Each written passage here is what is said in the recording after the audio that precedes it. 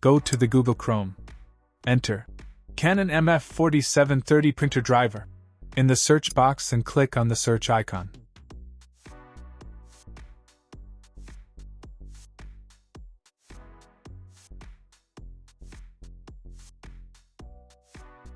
From the search results, click on the official Canon website for that printer model.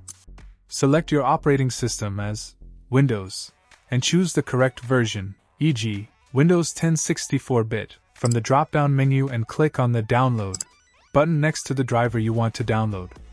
Once the download is complete, double-click on the downloaded file to launch the installation wizard.